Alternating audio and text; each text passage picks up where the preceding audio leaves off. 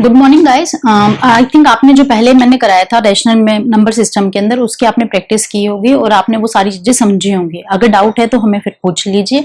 अभी बारी है किसकी। अब मैंने आपको उसमें लास्ट वीडियो में बताया था कि मैं इसमें आगे कैसे रिपीटिंग जाती है वैल्यू, नंबर लाइन के ऊपर रिप्रेजेंट किया था, और उसके ऊपर बताया था कि जो वैल्यू है 3.333 और ये सब है, इसके ऊपर बार जाता है, यह हमारी √2 की वैल्यू है, वो ऐसे रिपीटिंग में जाती है। वो कैसे जाती है और उनका नाम क्या होता है, वो सब चीजें देखिए कि वो क्या चीजें होती है। सबसे पहले देखो क्या होता है हमारे, ये है, मैंने ये सिंपल में क्वेश्चन है हर तरीके से हर जगह लेके चली हूँ। 10 को, ये क्या है, 10 को 3 से डिवाइड किया, 10 को 3 से डिवाइड किया, 10 को 3 से डिवाइड कर दिया, एक बार तो चला गया 9 आ गया, उसके बाद फिर दोबारा 1 बच गया, फिर 0 0 लगा के हमने सोल्व कर दिया, 10 9 एंड ये फिर 1 बच गया, ये आगे ऐसे चलता जाएगा। ये जो टर्म जा रही है ये किसने पे जा रही है, 3 पे जा रही है, तो 3 3 3 लगा दिया, मैंने सोल्व कर दिया। ये सिंपल डिवीजन है जो आपने की है।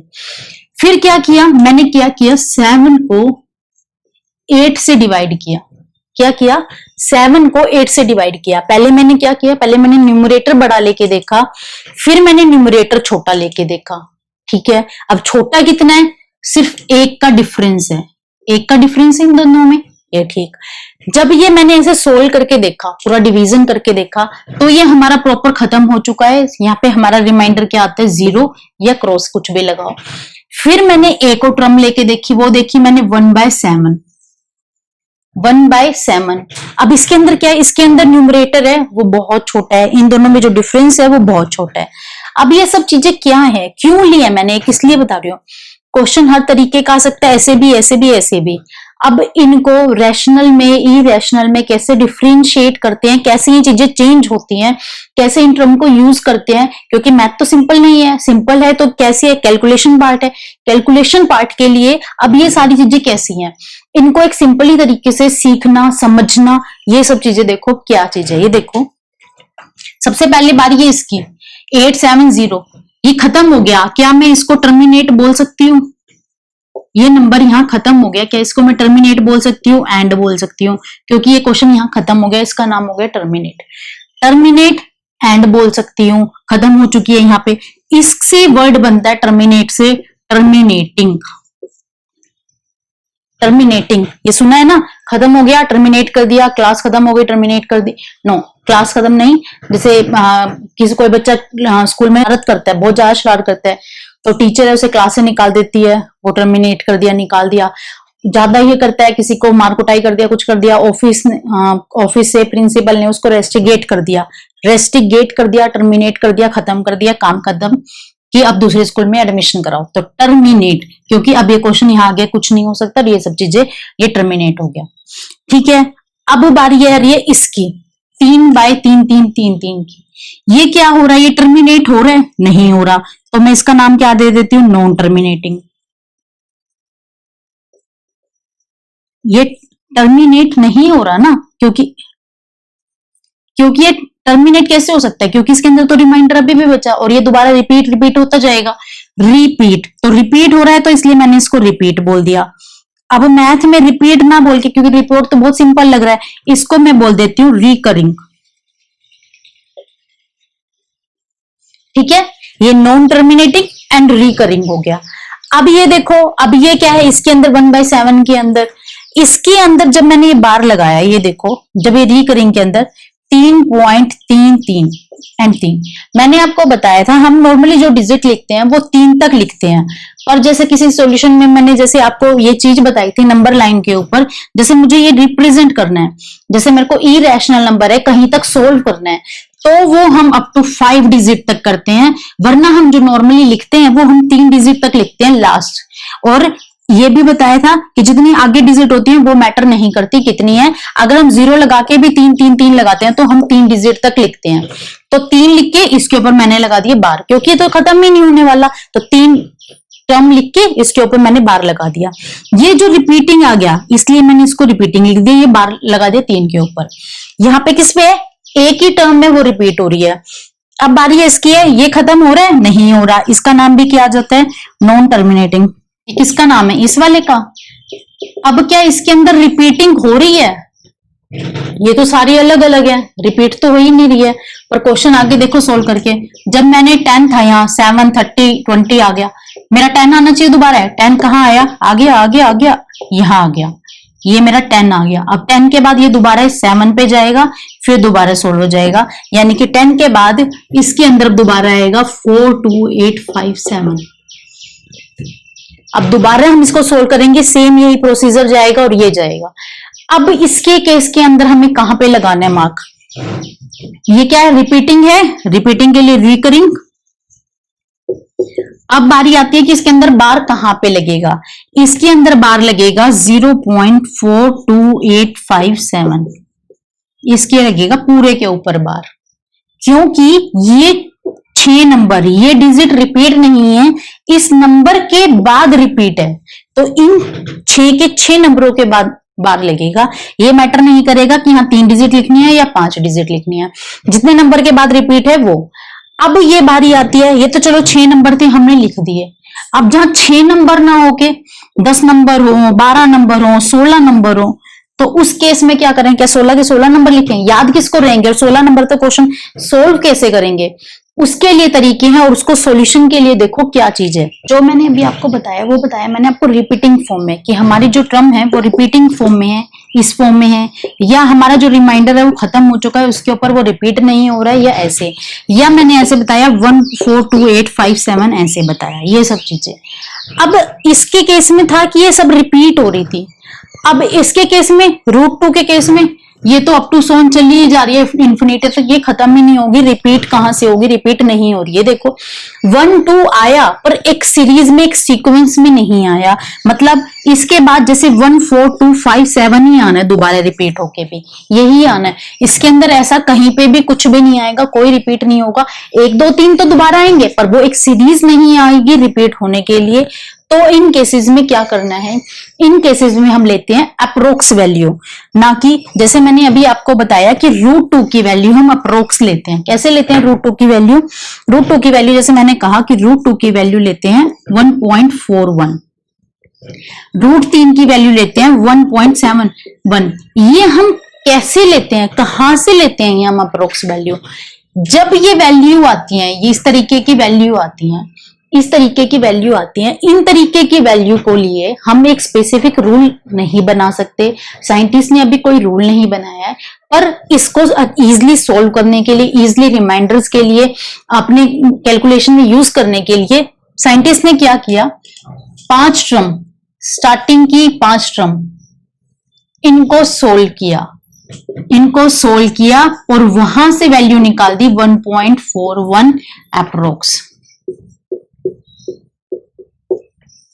ऐसे। जब √3 को सोल्व किया, √3 की भी वैल्यू निकाल दी 1.71 अप्रोक्स। अब इसको सोल्व कैसे किया वो आपकी सिलेबस में नहीं है और आपके काम का भी नहीं है। अगर आपको साइंटिस्ट बनना है या आगे कहीं किसी चीज की तैयारी करनी है, जब मतलब वो चीज ऐसी है कि वो जो साइंटिस्ट है या आइंस्टाइन है उसके लिए जरूरी है, या जो मैथ में बहुत इंटरेस्टेड है वो चीजें वो आपको आराम से गूगल पे मिल जाएंगी। √2 से यहां से 1.41 कैसे निकाला, √3 से 1.71 कैसे निकाला, ये चीज। अब बारी आती है पाई की।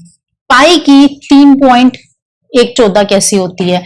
अब जो ये वैल्यू होती है वो बहुत बड़ी होती है, इसको ना तो हम एलोब्रेट कर सकते। यहाँ पे हम पाई की वैल्यू कहीं कहीं पे क्वेश्चन में मेंशन होती है 3.14 अप्रोक्स, साथ में अप्रोक्स भी लिखा होता है 3.14 अप्रोक्स।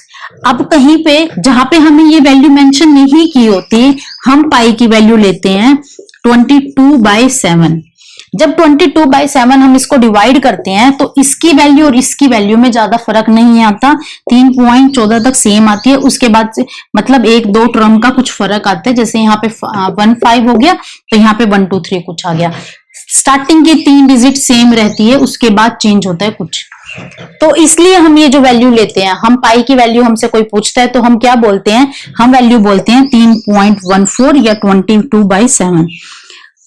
3.14 हम कहा यूज करते हैं, जहां पे हमें क्वेश्चन में मेंशन हो कि यहाँ पे यही वैल्यू यूज करनी है।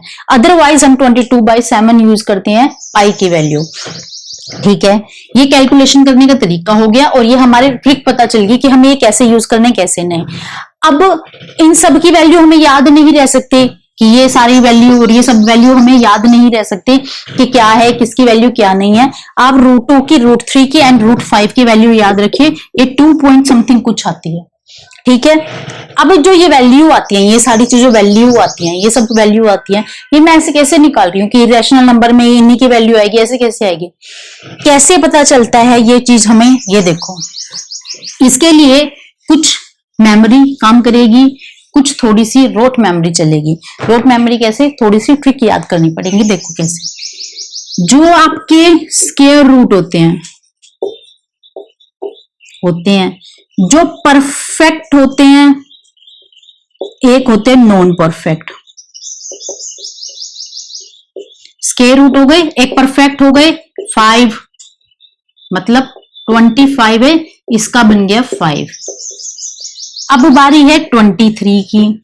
क्या ये परफेक्ट स्क्वायर है? ये किसी चीज का स्क्वायर बन सकता है? नहीं बन सकता।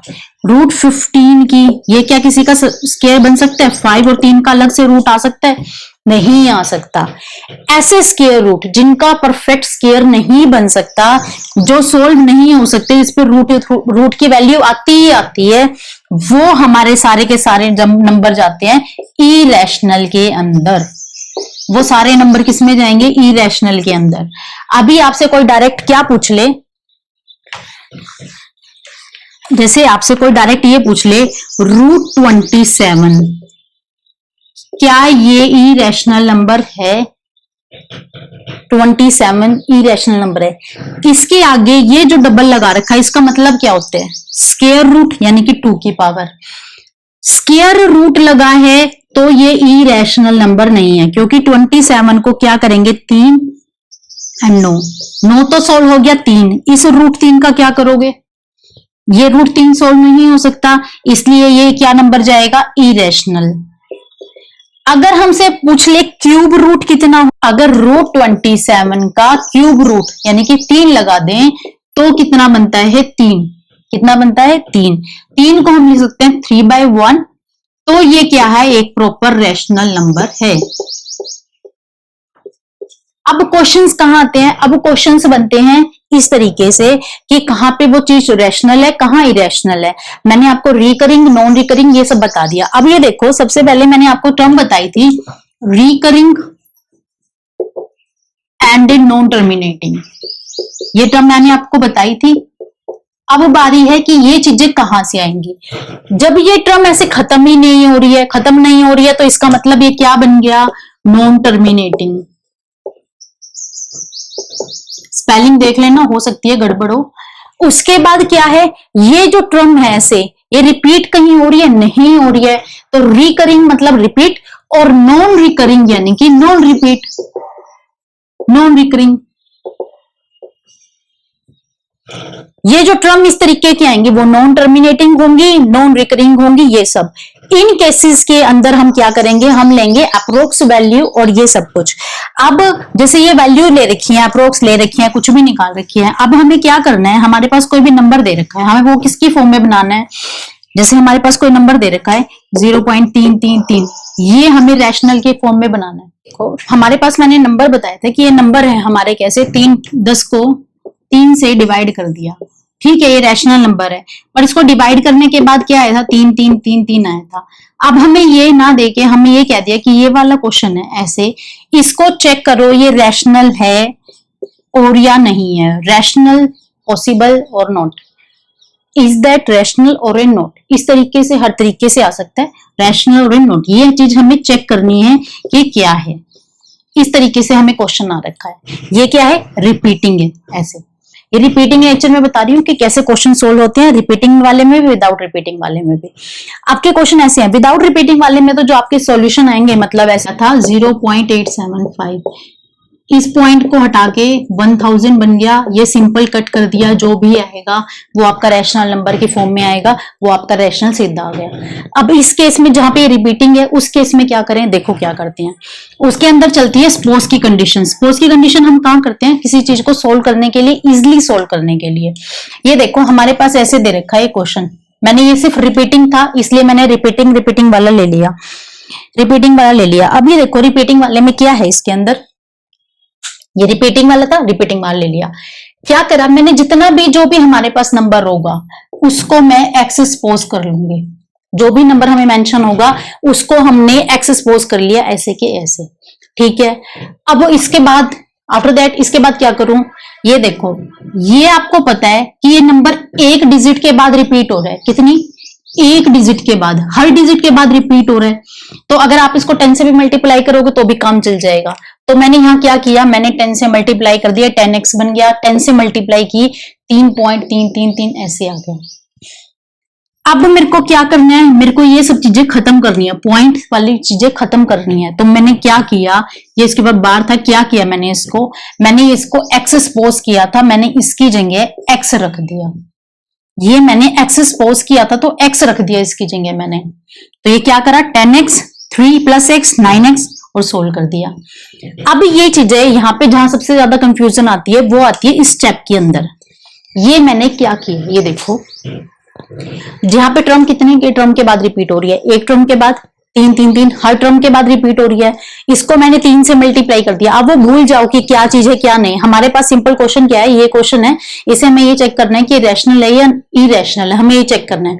ये टर्म हर एक टर्म के बाद रिपीट हो रही है, एवरी टर्म के बाद रिपीट हो रही है, तो इसलिए मैंने इसको 10 से मल्टीप्लाई कर दिया और ये चीज आगे 10x कर दिया। इसको मैं 10 से मल्टीप्लाई करूंगी 10x 3.33, ऐसे क्या हम लिख नहीं सकते, यस ऑफ कोर्स इसको हम लिख सकते हैं। जब ये 3 ऐसे मैंने लिखा, ये तीन मैंने क्या मान रखे हैं, x मान रखे हैं, तो 10x को मैंने 10 से मल्टीप्लाई कर दिया। फिर क्या किया, इस 3 को तो अलग कर दिया, ये अलग कर दिया, ये 3 अलग कर दिया, ये 3 अलग कर दिया और इसको मैंने x मान लिया, ये चीज। अब ये बारी थी कि एक टर्म रिपीट हो रही है, अब बारी किसकी है, 2 टर्म रिपीट हो रही है। ये देखो अब क्वेश्चन है ये इस तरीके का, इसके अंदर 2 रिपीट नहीं हो रहा, 35 रिपीट हो रहा है, 35 रिपीट हो रहा है, 2 रिपीट नहीं हो रहा। पूरे को सबसे पहले क्या करो, x मान लो, सीधा जो भी हमारे पास क्वेश्चन है पूरे को x मान लो। 2 टर्म रिपीट हो रही हैं, 100 से मल्टीप्लाई कर दो, 100 से मल्टीप्लाई कर दिया तो ये क्या बन गया, 23.535।